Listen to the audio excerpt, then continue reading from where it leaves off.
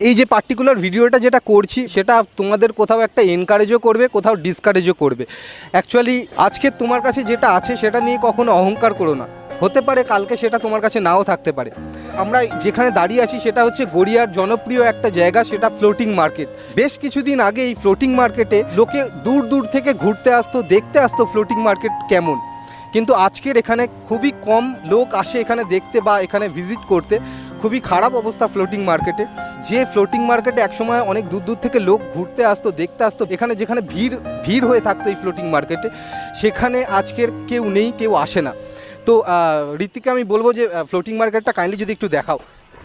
ये जिस्म है तो क्या, ये रूह का लिबास है, ये दर्द है तो क्या, ये इश्क की तलाश है, फना किया मुझे ये चाहने की आस ने, धरा धरा शिकस्त ही हुआ।